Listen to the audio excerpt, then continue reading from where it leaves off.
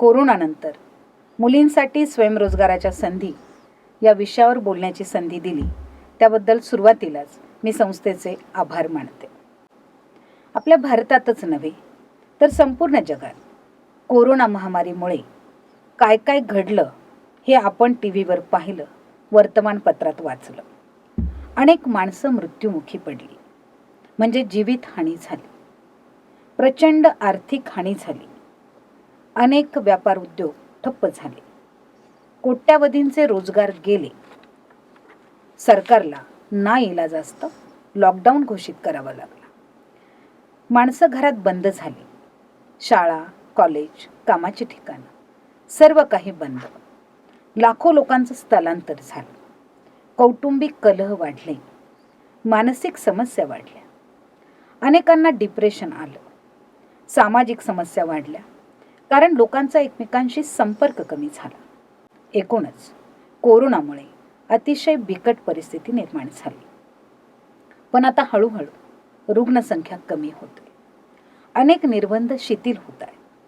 काही प्रमाणात जनजीवन पूर्वपदावर यायला लागले. कोरोनासोबत जगण्याचा प्रयत्न आता आपण सर्वजण करतो आहोत आणि ती गरजही आहे. आता लसही आली. हळूहळू ती सर्वांपर्यंत पोहोचेल. सुरक्षित शारीरिक अंतर, मास्क, सॅनिटायझर इत्यादींचा वापर करून आपण कोरोना विरुद्धची लढाई जिंकणारच आहोत. इतर देशांच्या तुलनेत भारतातली स्थिती नियंत्रणातच म्हणावी लागली. तरीही लॉकडाऊनमुळे आपली अर्थव्यवस्था ठप्प झाली. भारतात कोरोनाचा सर्वात जास्त फटका आपल्या महाराष्ट्राला बसला. यातून बाहेर पडण्याचा एकमेव मार्ग म्हणजे आत्मनिर्भरता, सेल्फ रिलायन्स. म्हणूनच आपल्या पंतप्रधानांनी कोरोनामुळे निर्माण झालेल्या आर्थिक संकटातून आपल्या देशाला बाहेर काढण्यासाठी आत्मनिर्भर भारत अभियान सुरू केले. 20 लाख कोटींचं पॅकेज त्यासाठी जाहीर झालं. भारतातील प्रत्येक माणूस आत्मनिर्भर झाला तरच देश आत्मनिर्भर होईल. म्हणून आपल्या महर्षी कर्वे स्त्री शिक्षण संस्थेचंही हेच स्वप्न आहे की आपल्या अधिकाधिक विद्यार्थिनींनी स्वतः तर आत्मनिर्भर व्हावंच, त्याचबरोबर इतरांनाही आत्मनिर्भर बनवावं. कारण असं म्हणतात की एक स्त्री शिकली की तिचं संपूर्ण कुटुंब शिकतं. त्याचप्रमाणे एक स्त्री उद्योजिका झाली की तिचं घर उद्योग मंदिर होतं. कोरोनाच्या काळात अनेकांच्या छोट्या मोठ्या नोकऱ्या गेल्या. तेव्हा त्या कुटुंबातील स्त्रियांनी छोटे मोठे व्यवसाय करून कुटुंबाला हातभार लावला. आपली कुटुंब सावरली. अनेकांनी आता परिस्थिती नॉर्मल होताना व्यवसाय सुरू केले आणि या काळात नोकरीवर अवलंबून राहण्यापेक्षा स्वयंरोजगार हा अर्थार्जनाचा उत्तम पर्याय आहे याची जाणीव अनेकांना झाली. कसा करता येईल स्वयंरोजगार किंवा स्वयंरोजगाराच्या काय संधी मुलींसाठी उपलब्ध आहेत याची माहिती आपण घेऊयात. आपल्या देशाच्या समाज जीवनाची जडणघडण व विकासात शैक्षणिक संस्थांची मोठी भूमिका आहे अशा नोंदी आपल्याला इतिहासामध्ये सापडतात. शैक्षणिक संस्था आपल्या भागात समाज विकासाचं केंद्र म्हणून काम करतात. या संस्थांद्वारे आपली संस्कृती, आपल्या चांगल्या चालीरीती, पारंपरिक उद्योग व्यवसाय, सामाजिक जीवनमूल्य एका पिढीकडून दुसऱ्या पिढीकडे पोहोचवली जातात. त्यांचं संवर्धन केलं जातं. आपली संस्था तर सामाजिक शिक्षण संस्था आहे आणि त्यातही स्त्री शिक्षण संस्था आहे. 125 वर्षापूर्वीच आपल्या महर्षी अण्णांनी स्त्रियांमधील शक्ती ओळखून ती विकसित करण्यासाठी आपल्या शिक्षणाची सोय केली आणि आज हजारो मुली आपल्या संस्थेमध्ये शिक्षण घेतात. समाजात शिक्षण घेण्याचं प्रमाण वाढतंय, मात्र त्यांना पात्रतेप्रमाणे काम करण्याची संधी सहज मिळत नाहीये. खरं तर शिक्षण हे व्यक्तीच्या सर्वांगीण विकासाचं प्रमुख आणि परिणामकारक साधन आहे. विवेकानंदांनी तर म्हटलंय, the whole purpose of life is education. शिक्षण माणसाला जगवतं आणि घडवतं. शालेय आणि महाविद्यालयीन शिक्षण हे विद्यार्थ्यांना आत्मनिर्भर बनण्याची क्षमता निर्माण करणारं, कालसुसंगत, कौशल्यपूर्ण, उद्योग व्यवसायक्षम व रोजगारक्षम असण्याची आवश्यकता आहे. पण वस्तुस्थिती थोडी वेगळी आहे. आजही 80% लोक औपचारिक व्यावसायिक शिक्षणापासून दूर आहेत. परंपरागत शिक्षणात कौशल्य शिक्षणाचा अभाव किंवा अत्यल्प प्रमाण, त्यामुळे मार्केटमध्ये स्किल वर्कफोर्स साठी असणारी मागणी आणि पुरवठा यात मोठं अंतर आपल्याला पाहायला मिळतं. सुशिक्षित बेरोजगारांची संख्या जास्त दिसते. यावर उपाय म्हणजे सर्व विद्यार्थ्यांना व्यवसायाभिमुख शिक्षण प्रवाहात आणणं आणि त्यांना कौशल्याधारित शिक्षण देणं. उपलब्ध मनुष्यबळाचं रूपांतर उपयुक्त मनुष्यबळात झालं तरच रोजगार निर्माण होते. स्वयंरोजगाराच्या अनेक संधी समाजात उपलब्ध आहेत.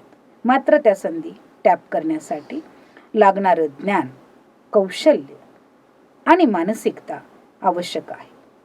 ते आपण मिळवायला हवं. मी नोकरी करण्यापेक्षा स्वतःचा व्यवसाय करीन, आंत्रप्रिनर होईल, I will be my on boss असा विचार आता मुलींनी करायला हवा. मला असं वाटतं विमेन आर बॉर्न मॅनेजर्स. त्या उत्तम व्यवसाय करू शकतात. हे समाजातील अनेक यशस्वी महिला उद्योजकांनी आपल्या उदाहरणातून दाखवून दिलंय. भलेही हे प्रमाण कमी असेल, कारण स्त्रियांना व्यवसायासाठी लागणारं कुटुंबाचं पाठबळ फारच कमी महिलांना मिळतं. आणि स्त्रिया केवळ पापड, लोणची किंवा ब्युटी पार्लरचाच व्यवसाय करतात असं नाही, तर उद्योगाच्या प्रत्येक क्षेत्रात त्यांनी स्वतःला सिद्ध केलंय. ही उद्योजकीय मानसिकता मुलींमध्ये विकसित होणं गरजेचं आहे. उद्योगाचं तांत्रिक ज्ञान, कौशल्य आणि उद्योजकीय क्षमता विकसित करण्यासाठी आपल्या संस्थेत 2 शाखा कार्यरत आहेत. Manilal Nanavati vocational training institute MNVTI आणि centre for skills development CSD. संस्थेच्या कुठल्याही शाखेत शिकणाऱ्या विद्यार्थिनी MNVTI किंवा CSD मध्ये जे विविध कोर्सेस आहेत त्यांचा फायदा घेऊन योग्य ते प्रशिक्षण घेऊन स्वयंरोजगारासाठी स्वतःला सक्षम बनवू शकतात. मीडिया क्षेत्रात काही करायचं असेल तर आपल्या संस्थेची स्मार्ट ही शाखा आहे.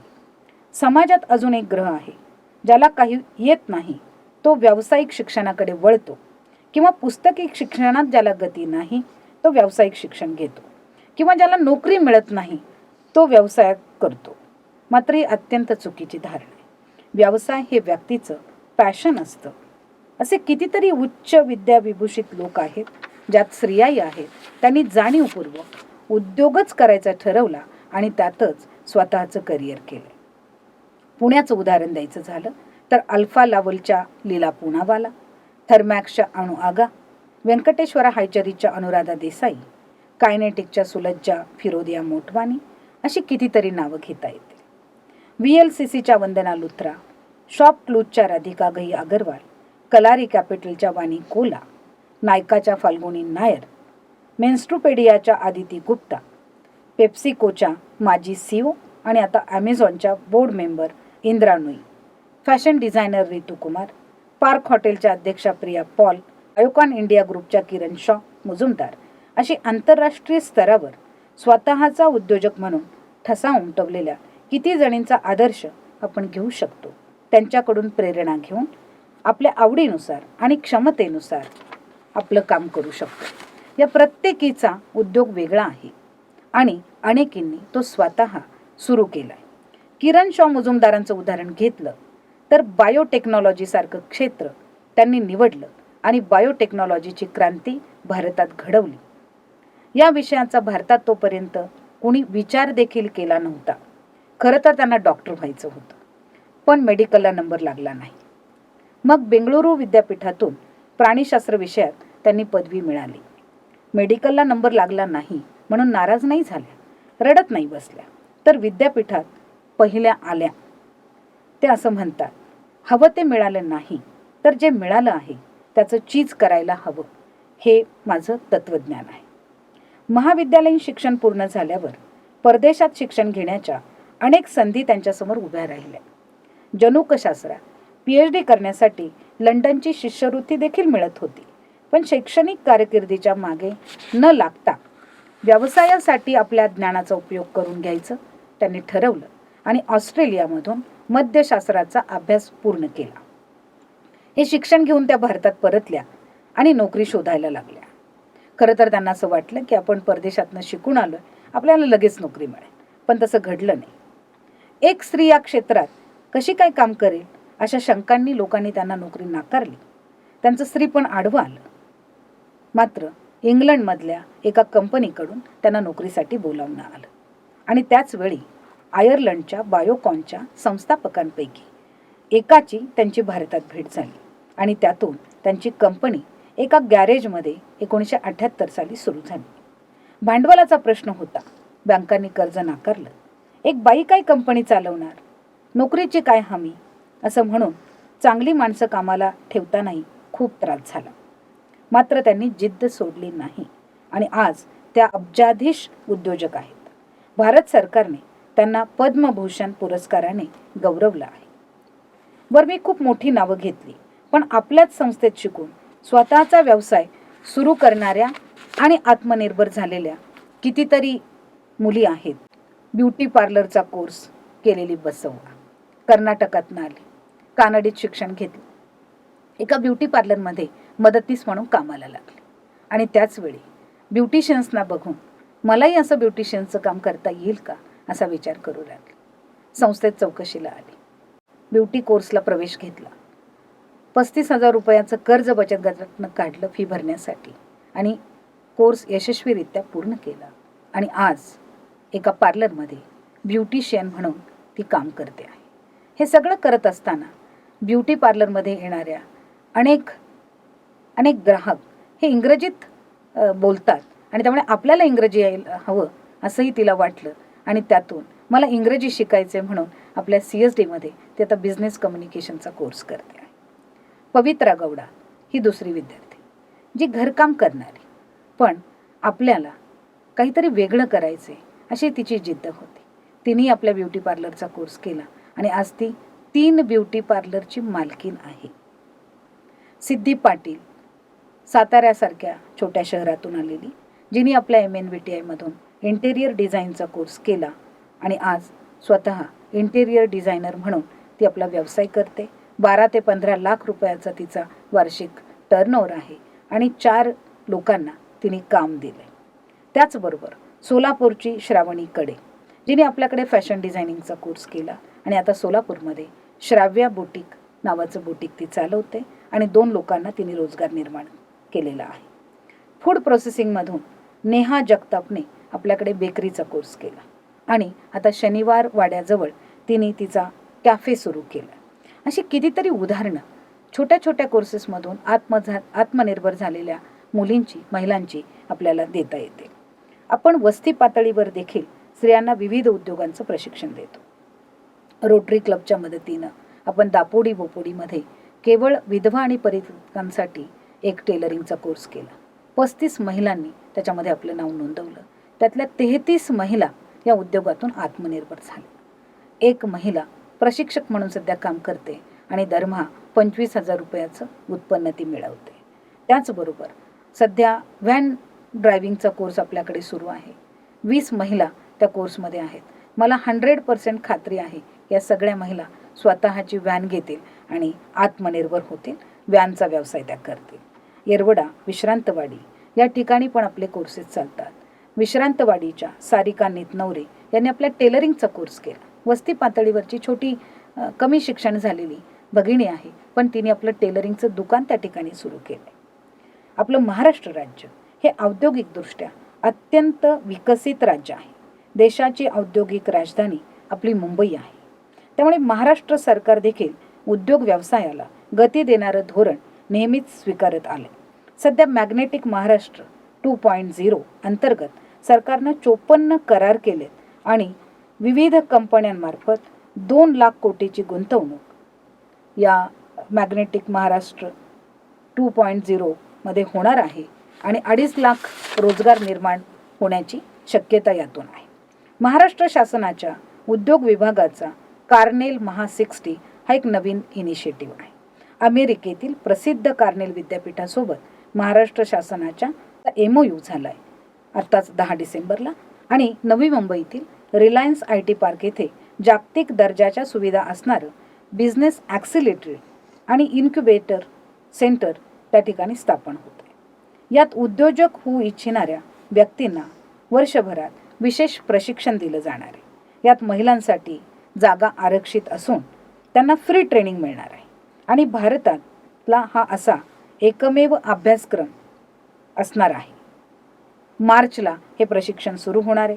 या संदर्भातल्या जाहिराती आता पेपरला यायला लागतील. त्यामुळे ज्यांना याच्यामध्ये रस आहे अशा मुलींनी प्रयत्न करायला हरकत नाही.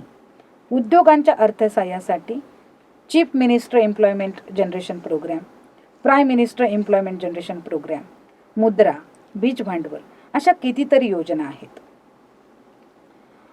चीफ मिनिस्टर एम्प्लॉयमेंट जनरेशन प्रोग्रॅममध्ये पुढील 5 वर्षात 1 लाख उद्योजकांना मदत देऊन 10 लाख रोजगार निर्माण करण्याचं उद्दिष्ट महाराष्ट्र सरकारचं आहे.